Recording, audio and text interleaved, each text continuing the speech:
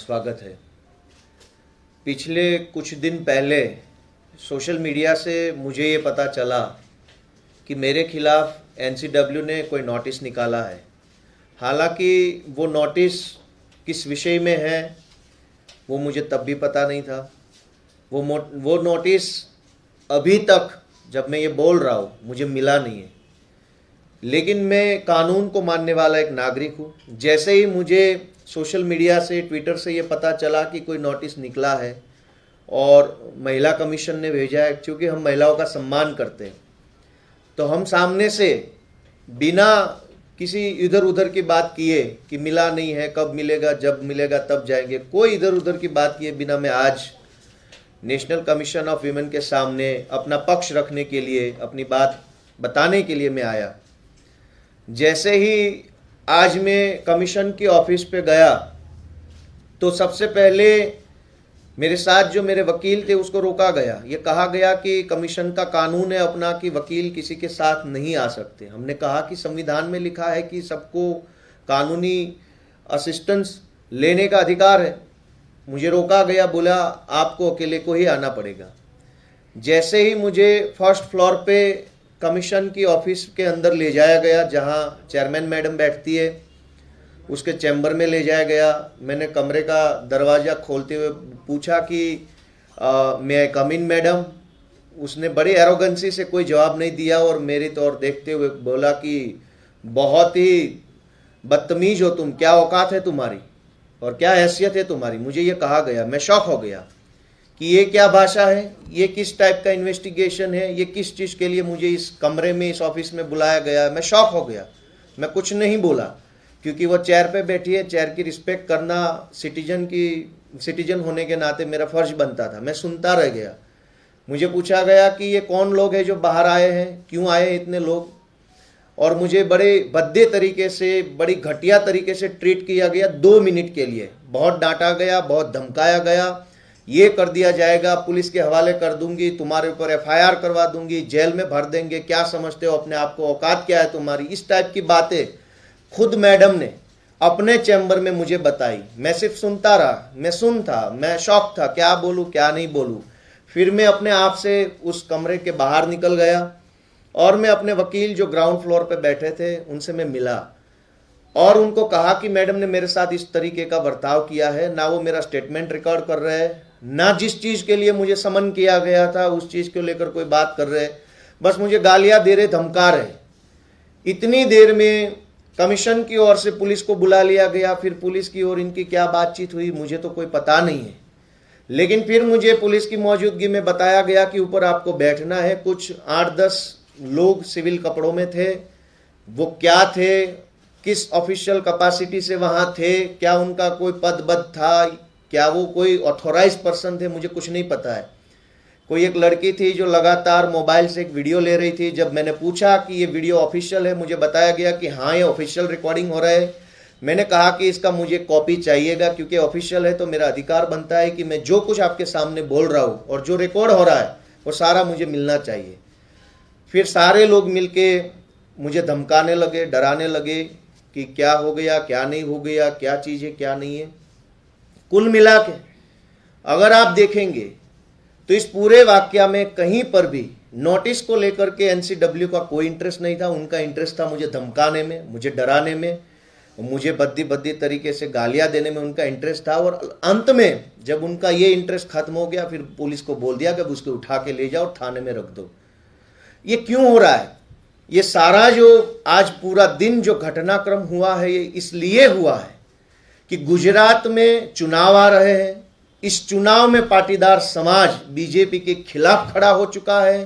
पाटीदार समाज आम आदमी पार्टी के समर्थन में खुल के बाहर आ रहा है। चूंकि बीजेपी पार्टी गुजरात में पाटीदारों से नफरत करती है, पाटीदारों से बहुत चिढ़ती है। पिछले कुछ साल पहले पाटीदारों के 14 युवाओं पर बीजेपी की सरकार ने गोलियां चलवाई थी और 14 युवाओं को उसने एक तरीके से मर्डर कर दिया था। बाकी जो बच गए उनके ऊपर हजारों फर्जी मुकदमे लगा के हजारों युवाओं को जेल में बंद कर दिया था, उनका करियर खराब कर दिया था। फिर बीजेपी को लगा कि कितनों को गोलियां मार दी, कितनों को जेल में भर दिया, तब भी ये पाटीदारों में से आने वाला गोपाल इटालिया कैसे बच गया, कैसे बच के आगे निकल गया, ये साधारण सा पाटीदार युवान कैसे किसी पार्टी का प्रदेश अध्यक्ष बन गया, कैसे ये युवान बीजेपी को चैलेंज कर रहा है, इसको हैरान करो, इसको परेशान करो, इसको सताओ, किसी भी मुकदमे में डालो, इधर उधर कहीं से उसको बदनाम करो। पूरी बीजेपी पार्टी इस वक्त गोपाल इटालिया के पीछे पड़ी हुई है। मैं क्या हूं? मैं कुछ नहीं हूं, एक साधारण सा युवान हूं, मेरी कोई शख्सियत ही नहीं है एक तरीके से अगर आप देखेंगे। लेकिन जब आप ट्विटर पे, सोशल मीडिया पे देखते हैं, बीजेपी के सारे विधायक, सेंटर के मिनिस्टर, पूरा आईटी सेल एक ही छोटे से आदमी के पीछे लगा के रखा है। क्यों? क्योंकि वो लोग पाटीदार समाज से नफरत करते हैं और नफरत में इस हद तक गिर चुके हैं कि गुजरात से मुझे उठाकर ओखला के थाने में बिठा दिया। यहां तक कि मेरे वकील को भी नहीं बताया कि मुझे कहां ले जाया जा रहा है। वकील को किसी और थाने का एड्रेस बताया कि यहां बिठाया है, ले जाया गया कहीं और जगह। कुल मिला के ये जो पूरा घटनाक्रम है, इसमें साफ साफ तौर पे बीजेपी की भ्रष्ट मानसिकता, पाटीदार समाज के खिलाफ की मानसिकता का प्रदर्शन हो रहा है। वो नहीं चाहते हैं कि गुजरात से पाटीदारों के युवा आगे बढ़े, आगे आए, राजनीति में हिस्सा ले, लीडरशिप रोल में आए। वो नहीं चाहते, इसलिए किसी ना किसी तरीके से गुजरात में भी मेरे ऊपर पिछले दिनों में काफ़ी FIRs लगाई हुई है। यहाँ पर भी इन्होंने आज मेरे साथ जो किया वो बताता है कि ये पाटीदारों से चिढ़ते हैं, पाटीदारों को नफरत करते हैं, गोलियां मारते हैं, जेल में भरते हैं, तब भी उनको संतोष नहीं होता है, तो अब गुजरात से बाहर बुला के प्रताड़ित करने की कोशिश करते हैं। लेकिन मुझे आज कहना है कि मेरा नाम गोपाल है और मुझे भगवान ने आशीर्वाद दिया है। अब मैं गोपाल हूं और मैं इन कंस की औलाद से डरने वाला नहीं हूं। ये सारे कंस की औलादें अब लगी पड़ी हुई है आम आदमी पार्टी के खिलाफ, पाटीदार समाज के खिलाफ, गोपाल इटालिया के खिलाफ, अरविंद केजरीवाल के खिलाफ। सारे कंस की औलादें एकजुट हो चुकी है।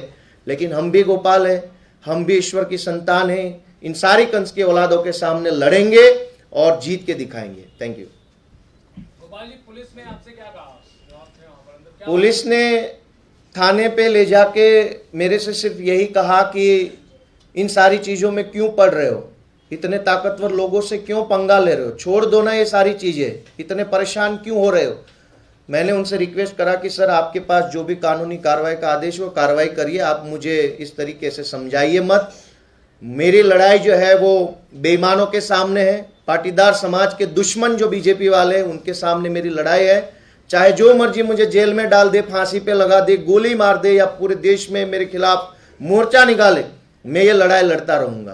गोपाल जी, जिस तरह से इस देश में जो हरकतें चल रही है, एक डेमोक्रेटिक कंट्री है यहाँ पे, जिस तरह से आप जब अपने इलेक्शन की, अपने पॉपुलरिटी की जंग लड़ रहे हैं, जो इलेक्शन की तरफ से संविधान में हक है, फिर भी ये सब चीजें जो आ रही है, रुकावट की, जेल में डालने की, नफरत की, इसको आप कब रोकेंगे और यह कब तक चलता रहेगा? ये जो पूरा जो चल रहा है इस देश में अनडेमोक्रेटिक सारा कामकाज, उसको रोकने की तो लड़ाई लड़ रहे हैं और लड़ रहे हैं, इसलिए बीजेपी को परेशानी है। एक तरीके से आप देखोगे तो पूरे देश को एक सर्कस बना दिया है। सरकार जो है वो सर्कस चला रही है पूरे देश में। तो कुल मिला के हम लड़ रहे हैं, ये लड़ाई चालू रखेंगे। कंस की औलादों को हम चैलेंज कर रहे हैं कि हम आपसे डरने वाले नहीं है। हम पाटीदार समाज से है, हम गुजरात से है, हम सरदार पटेल को मानने वाले हैं। इस लड़ाई को अंजाम तक पहुंचाएंगे और जीत के दिखाएंगे। जय हिंद।